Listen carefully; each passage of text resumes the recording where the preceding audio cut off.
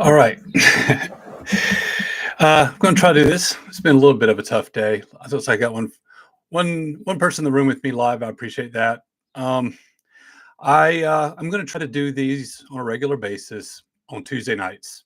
I want to try to make that a regular time. Hopefully, if I can stay consistent with that schedule, it'll help with viewership. People can catch on, form their own habits. Also, I was going to skip this week because the United States was actually in action during that exact hour, and I was just going to wait till next Tuesday.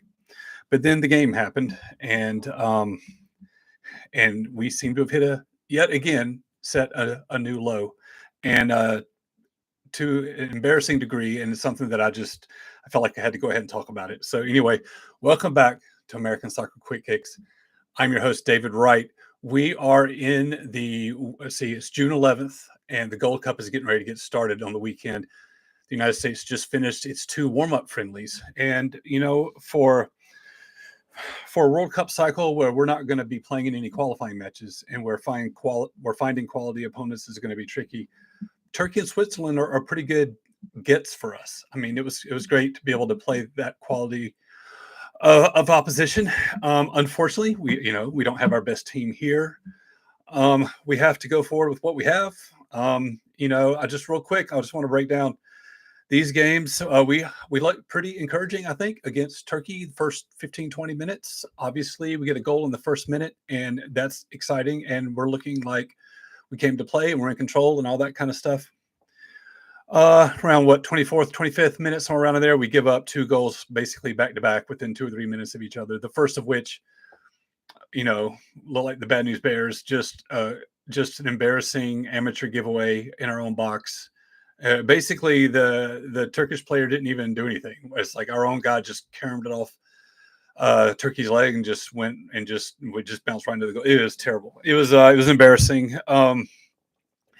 That was Johnny Cordoso that made that error. And Cordoso is someone that has everybody frustrated because he's actually a great player. He is fantastic for his club. He's actually getting ready to appears to be getting ready to make a move to Atletico Madrid, and he does fantastic in club play. But when he comes and plays for his country, like, we never see it. We never see the quality in the international game, and then this happens, and it only makes it look worse. So I don't know, for whatever reason, his game doesn't translate to the international level, at least not yet.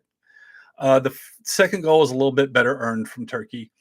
And let me put a pin on that. That's just the first half of that game. Now let's go to Switzerland Tuesday night. We were down 4-0 by halftime. And so all the goals in both of these matches all took place in the first half. And so that's why I want to focus on that right now. We had, of course, the main story is we don't have our top players here. And about the only top player we have is Tyler Adams. And he came on as a sub in the first match against Turkey.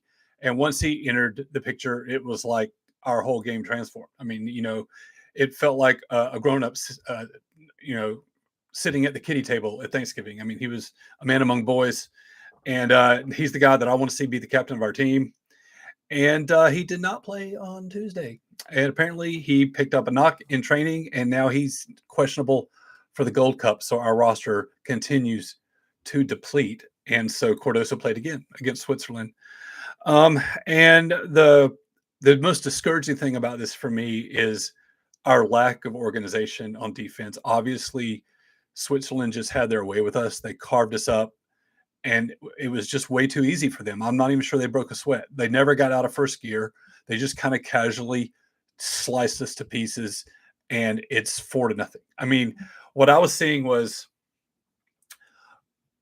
our defense was playing a high line, which means we're aggressively pushing up the field away from the goalkeeper, away from our own box, to try to shorten the field for Switzerland.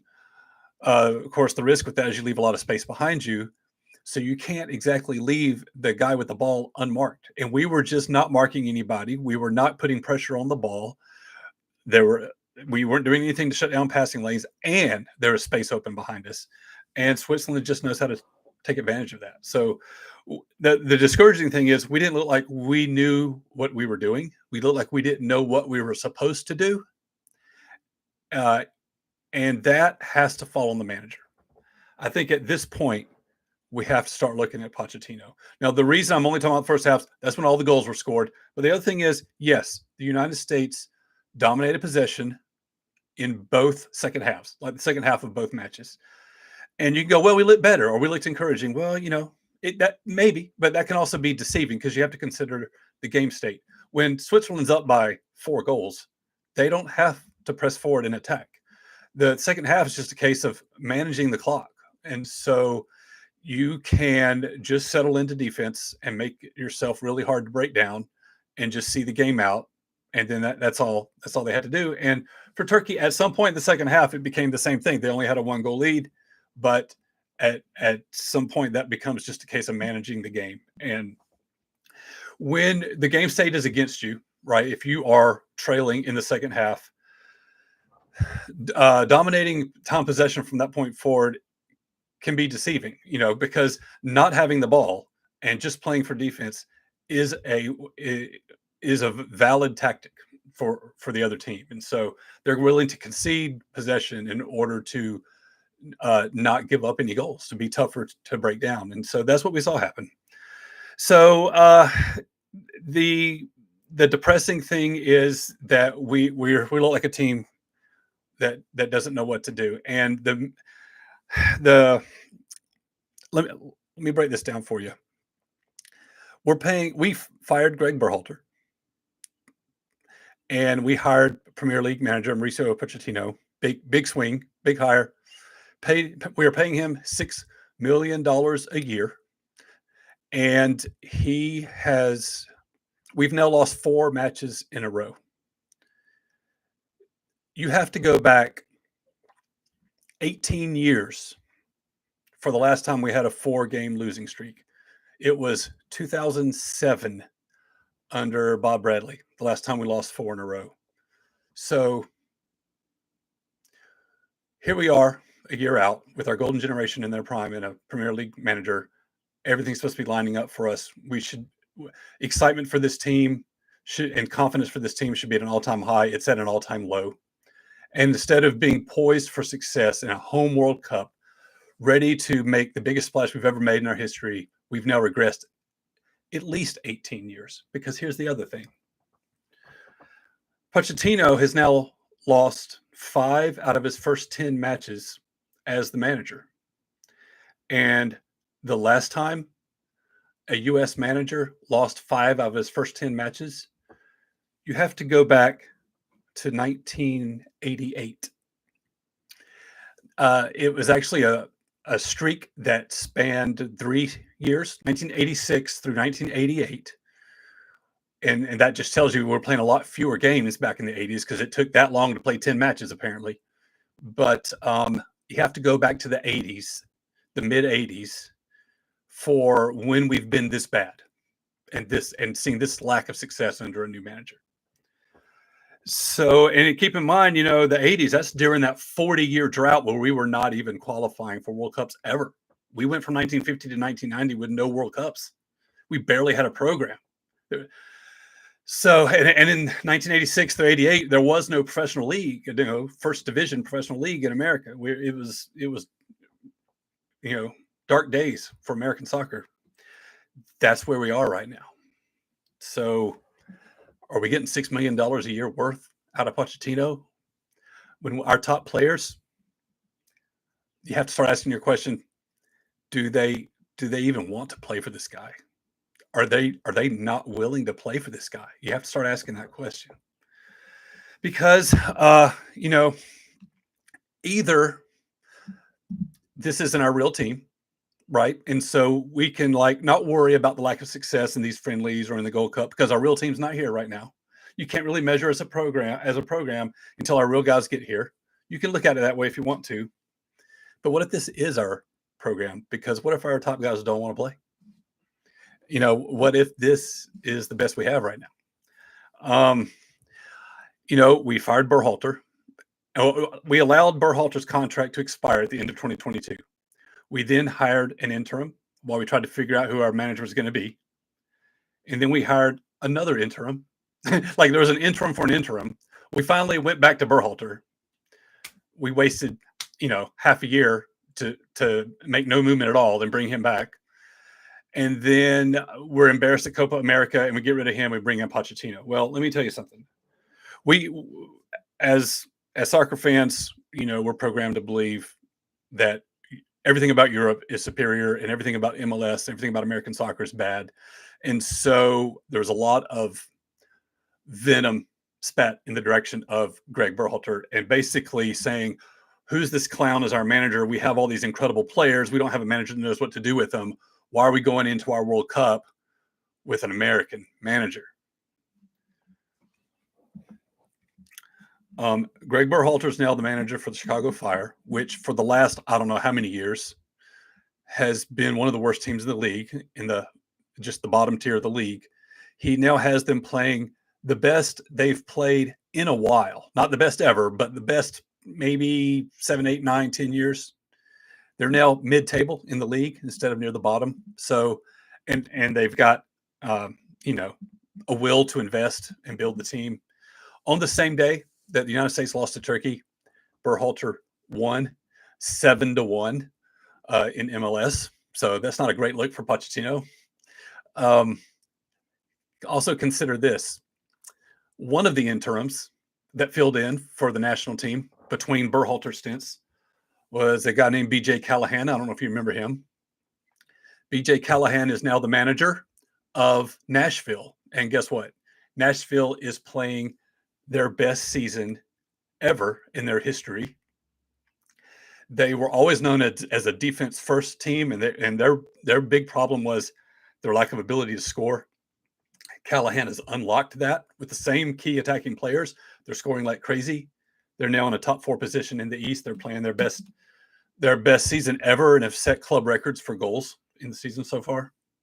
So, and then you look at the other interim, the second interim that came in between Berhalter stints. That was Mikey Veras. Well, Mikey Veras is now the manager for San Diego FC, this year's expansion club, first year team in the league.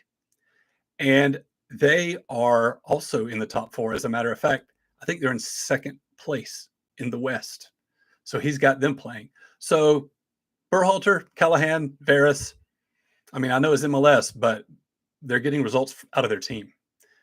And and meanwhile, we have our top players who aren't showing up for camp and declining to make the trip. And the players that we do have are out there lost. They're on skates and they're getting sliced up way too easily by their opponent. I see I've got Alabama Barbecue Chase in the room with me again this week. Thank you very much, Chase. You have a question here in the chat. Any reason to believe that Poch is treating this like a preseason and filling out the backups with player analysis being priority number 1? He knows what he has in his first team. Okay, so yeah, I think there's a chance of that. In fact, I think that is exactly what is happening. But that's what's happening because that's the hand he's been dealt. At this point, that's what you have to do. I mean, this is the Gold Cup. This is the CONCACAF Championship. This should matter. On its own, this should matter. Separated from the context of preparing for the World Cup, it's the Gold Cup. This is the next best thing CONCACAF has to play for. So, we're losing that opportunity. We blew the opportunity to have our top team play some quality European opposition, such as Switzerland, and we're losing the opportunity to bring him in for the rhythm of this tournament environment and the length of the camp and all that stuff. And so, what you have to do is you got to give up on that story, right? You can't just keep crying about the people that aren't here. We have a Gold Cup to play. Let's focus on the players that are showing up and are playing. And yeah, so what this has turned into is an audition for who can be the key contributors next year. And that's not what we should be doing right now, but that's what we're left with. So yeah, I do think that's happening, but it's not really, it was never going to be anybody's first choice, but I think that's what's happening. So what you have to do is go, who are we going to see emerge this summer as somebody that we can maybe give a roster spot to for the World Cup, and who we think can play a significant role. And so that's what you have to do. So I would watch the Gold Cup with that in mind. Like, who are the guys that are going to emerge here.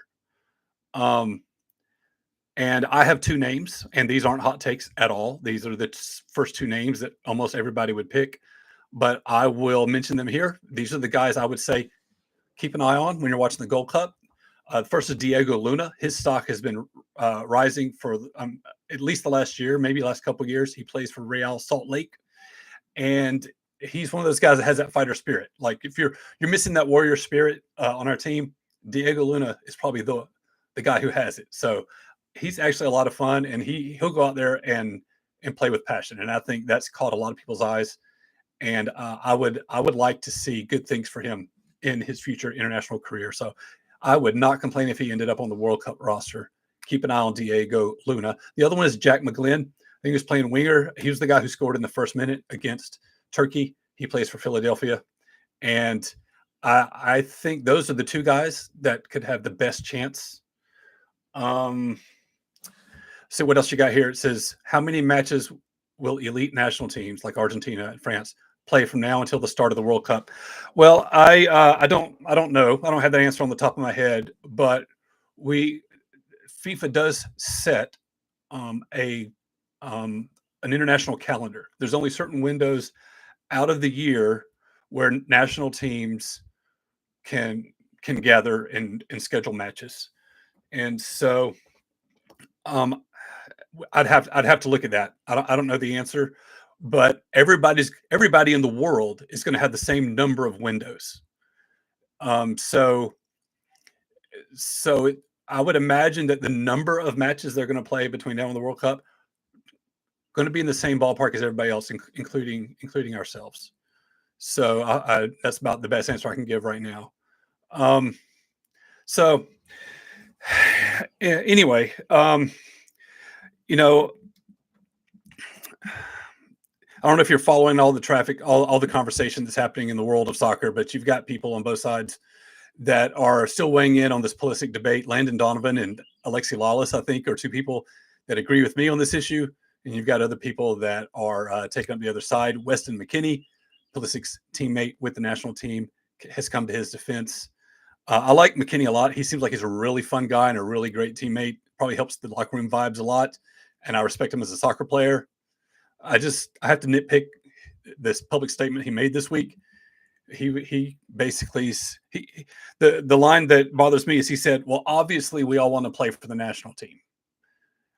And he was assuring us that Pulisic had the passion and the desire to represent his country well, because obviously we all want to play for the national team. I hope that that's true, except, I have to nitpick the use of the word obvious. So Weston, if you're seeing this, it's not obvious. Okay. That's the problem. I want to believe you, but don't tell us it's obvious. It's not obvious. We get a growing perception that this team lacks passion, lacks desire, and is not willing to go all out for their country. And so that's where we are. Unfortunately, we're left with mostly an MLS squad, and we'll see how we do. We're in a group with Trinidad and Tobago, Saudi Arabia, and Haiti. Now, Haiti, I would have to think, is a winnable game. If we lose to Haiti, we're lowering the bar again. The other two, they can give us trouble because Trinidad and Tobago, even on our good days, they give us all that we want to handle. And with us coming in with this squad, there's no guarantee. So we can win that, but we could just as easily lose it. And Saudi Arabia, remember, they were the ones who, in the 2022 World Cup, beat Argentina in the group stage. Now, Argentina went on to win the whole tournament. But to start off the tournament, Saudi Arabia beat them. So they are not to be overlooked. And you might go, well, they're not CONCACAF. No, but they're an invited guest. We sometimes extend invitations to teams from other places in the world, just like we played in Copa America last year. So I don't know. Do we get 4 points out of this group? Is that enough to advance? If we get grouped at the Gold Cup, I think U.S. soccer's got a real hard decision. I don't know the nature of Pochettino's contract. I don't know if they'd have to, how much they'd have to buy him out. I don't know, but my goodness, we have to see better results than this. And Berhalter, Callahan, and Veras were all getting better results than Pochettino's gotten. Um, the first matchup is Trinidad and Tobago. It's going to be Sunday on Fox. Then I think it's Thursday of next week from tomorrow, play Saudi Arabia on FS1. And then the following Sunday, we're wrapping up the group stage with the match against Haiti on Fox. So I hope you'll watch that with me. I'm about done with the Gold Cup. I'm going to move to the Club World Cup real quick before I get out of here. But I got one more question from the Alabama Barbecue Chase. Oh, no, it's the same one. My bad. Okay. So let me move on to the Club World Cup. This is something I told you I was very excited about, and I think there's a potential for this to be a great tournament. But FIFA has certainly thrown an absurd amount of money at this, doing everything they can to incentivize the clubs to really go for it. They, like I think I said before, up to 125 million for the eventual champion. They're paying out every team for every win. Okay, everybody's getting a certain amount of money just for joining the tournament, and that amount is different based on what confederation they're coming from. For CONCACAF, it's 9.55 million, but everybody at the group stage wins $2 million. $2 million for a group stage win. That's across the entire tournament. So you're paying per win for every team through the whole thing. And they're also investing, I think there was 250 million to what they call solidarity payments. And I don't know the specific details there, except I know that that's basically about investing at the grassroots level in growing the game in developing nations, but developing soccer nations where the sport is underdeveloped. And so that's a great investment in the development and growth of the sport. But where's this money coming from? All told, it's like $2 billion that FIFA is looking to give out at this tournament. And what's happened is ticket sales have not been present. Like they were expecting this to sell out all over America and be a huge deal. And it's like most people don't even know what's happening.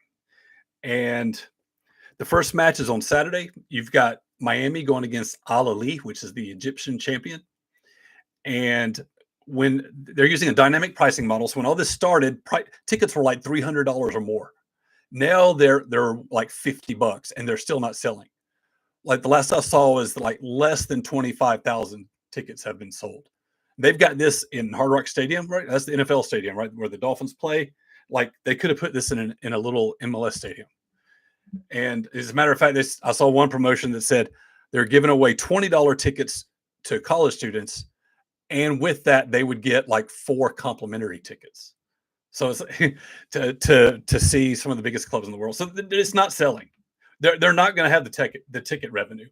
So I love the idea of this tournament, but this may be the only time this happens. They look to me like they're about to lose so much money.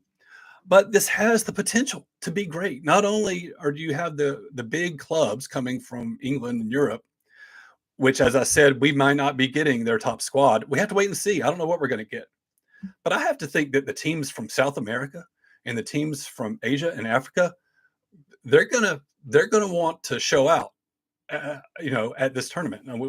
And what does it look like when you have, LAFC, Miami, against, I don't know, like the Brazilian champion or the Argentinian champion. Like this is a tournament of champions. So I mean, I want this to be good, but the public interest doesn't seem to be there, or even the public awareness. And I think FIFA has splashed the pot. They've exceeded their reach. They look to me. I think this is going to be a huge money loser for them. I don't know what's going to happen to the Club World Cup after this. I'd like to see this be once every 4 years. Treat it like the World Cup, and take the 4 years worth of champions from around the world to play it. I love that idea. Maybe the United States is not the place to do that, or maybe they chose the host site of the following year's World Cup to do this tournament. Maybe that's what they'll do every 4 years. I don't know. I wish the future of this tournament well, but it's problematic, and I don't know how well it's going to last. I'm going to look at my rundown real quick. If there's anything else I wanted to talk about, I don't think there is, but anyway, we have the Gold Cup. I mean, we have the Club World Cup starting on Saturday. It's just one match, as far as I know. That's Miami versus Al Ali, and then everything else gets started on Sunday. All of the matches are available on that streaming platform I mentioned, DAZN, but they're also licensing it out to broadcast partners. I think TNT is going to have at least some of the matches, but if you're using DAZN, you'll be able to see all of them. So anyway, if I don't have any more comments in the chat, I'm going to go ahead and wrap this up. We're barreling into this Gold Cup with our B or C squad, and we'll look for we'll look for pieces that we can use next year. Don't expect success really at this Gold Cup. I'm not expecting success at this point, which is very depressing. This is miles away from where we're supposed to be right now. But let's just focus on the players that are here. Let's try to identify those that are going to stand out and contribute next year. And I'm still going to check out the Club World Cup. I hope you will too. Got a lot of soccer to watch. I hope you'll watch that soccer with me. And I can't go without expressing my grief for the passing of a musical genius today. One of my musical heroes, Brian Wilson, left this world. Heaven's Choir is going to learn how to harmonize real soon. Do yourself, do your soul a favor. Spend some time listening to this album. It just might change your life. Anyway, that's going to do it. It's going to do it for me. Watch some soccer with me this weekend. I'm going to come back to you next Tuesday, 9 o'clock Eastern, 8 Central. See you.